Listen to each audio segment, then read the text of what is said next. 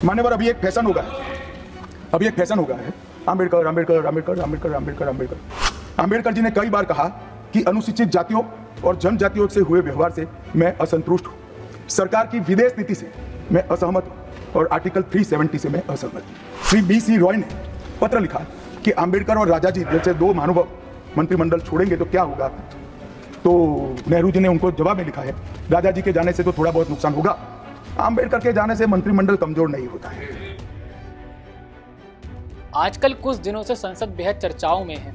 कभी संसद का हंगामा तो कभी संसद में हुई चर्चा केंद्र का विषय बन जाती है। अब ऐसे में आजकल संविधान पर चर्चा ये बहुत सुनने को मिल रहा होगा। इसी कड़ी में केंद्रीय गृह मंत्री अमित शाह ने कांग्रेस की जमकर क्लास लगा दी। फिर इस चर्चा में बाबा साहेब अम्बेडकर का नाम आया, जिसके बाद फिर से बवाल शुरू हो गया। अब आपके मन में सवाल आया होगा कि कैसा बवाल। आइए क्या कुछ हुआ सदन में आपको पूरा मामला बताते हैं। दरअसल राज्यसभा में संविधान पर चर्चा के दौरान केंद्रीय गृह मंत्री अमित शाह ने गांधी परिवार पर जमकर हमला बोला।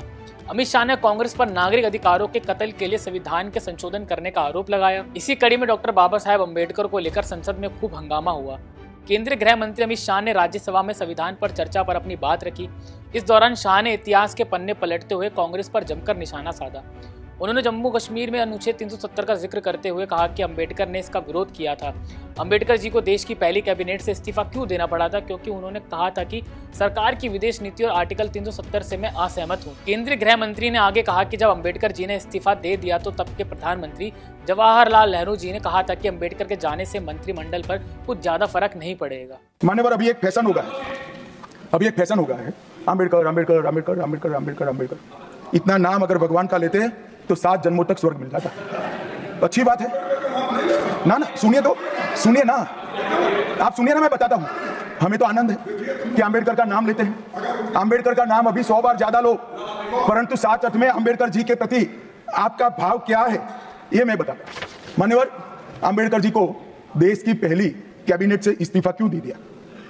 आंबेडकर जी ने कई बार कहा कि अनुसूचित जातियों और जनजातियों से हुए व्यवहार से मैं असंतुष्ट हूं, सरकार की विदेश नीति से मैं असहमत हूं और आर्टिकल 370 से मैं असहमत हूं। इसलिए वो छोड़ना चाहते थे। उनको आश्वासन दिया गया, आश्वासन पूरा नहीं हुआ। उन्होंने इग्नोरेंस के चलते इस्तीफा दे दिया। और एक श्री बी सी रॉय ने पत्र लिखा कि आंबेडकर और राजा जी जैसे दो महानुभाव मंत्रिमंडल छोड़ेंगे तो क्या होगा। तो नेहरू जी ने उनको जवाब में लिखा है, राजा जी के जाने से तो थोड़ा बहुत नुकसान होगा, आंबेडकर के जाने से मंत्रिमंडल कमजोर नहीं होता है। मान्यवर ये विचार जो खड़गे जी कह रहे हैं ना, क्या आपत्ति है। जिसका विरोध करते हो उसका वोट के लिए नाम देना कितना उचित है, क्योंकि अब अंबेडकर जी को मानने वाले पर्याप्त संख्या में आ गए हैं, इसलिए आप अंबेडकर अंबेडकर कर रहे हो। मान्यवर, मुंबई के मेयर ने एक पत्र लिखा था कि मऊ में अंबेडकर जी का स्मारक। राज्यसभा में अमित शाह की बड़ी बातें। अमित शाह ने कहा कि दुनिया सबसे ज्यादा विस्तृत और लिखित संविधान है। 2 साल 18 महीने तक विस्तृत चर्चा हुई। शायद ही दुनिया का कोई संविधान होगा जो देश की जनता को कमेंट के लिए दिया गया। अमित शाह ने कहा कि संसद के दोनों सदनों में हुई बहस देश के युवाओं के लिए शिक्षाप्रद होगी। इससे देश के लोगों को ये समझने में भी मदद मिलेगी कि किस पार्टी ने संविधान का सम्मान किया और किसने नहीं। मैं सरदार पटेल को धन्यवाद देता हूँ, क्योंकि उनके संघर्ष के कारण ही देश दुनिया के सामने मजबूती से खड़ा है। केंद्रीय गृह मंत्री अमित शाह ने कहा कि हमारे देश की जनता और हमारे संविधान ने उन लोगों को करारा जवाब दिया है जो कहते थे कि हम कभी आर्थिक रूप से स्वतंत्र नहीं हो पाएंगे। आज हम 5वीं सबसे बड़ी अर्थव्यवस्था हैं। हमने ब्रिटेन को पीछे छोड़ दिया है। उन्होंने आगे कहा कि आज हम जिस मुकाम पर खड़े हैं उस मुकाम पर महर्षि अरविंद और स्वामी विवेकानंद वो भविष्यवाणी सच होती दिखाई पड़ती है कि भारत माता अपने ओजस्वी स्वरूप में जब खड़ी होंगी तब दुनिया की आंखें चकाचौंध हो जाएंगी और पूरी दुनिया रोशनी के साथ भारत की ओर देखेगी। इसी कड़ी में इस मामले पर जमकर सियासत देखने को मिल रही है। कांग्रेस लगातार अमित शाह समेत बीजेपी पर हमलावर है। कांग्रेस का आरोप है कि अमित शाह ने बाबा अम्बेडकर का अपमान किया है। पार्टी ने मांग किया कि शाह अपनी टिप्पणी के लिए माफी मांगे। इसी कड़ी में लोकसभा के नेता प्रतिपक्ष ने भी अमित शाह पर जमकर निशाना साधा है। राहुल ने अपने सोशल मीडिया अकाउंट एक्स पर पोस्ट कर कहा कि जो लोग मनुस्मृति में विश्वास करते हैं वे निश्चित रूप से अंबेडकर से असहमत होंगे। इस मामले में कांग्रेस राष्ट्रीय अध्यक्ष मल्लिकार्जुन खड़गे ने भी बीजेपी को जमकर निशाने पर लिया।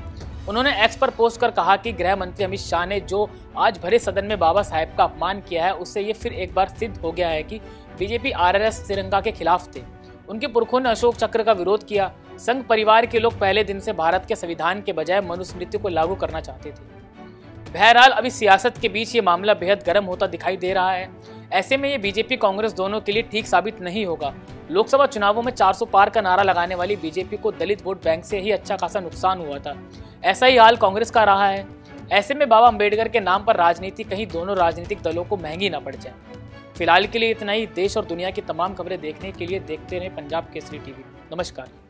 हमसे जुड़े रहने के लिए हमारे YouTube चैनल को सब्सक्राइब करें और नई वीडियो की नोटिफिकेशन के लिए बेल आइकॉन को दबाएं।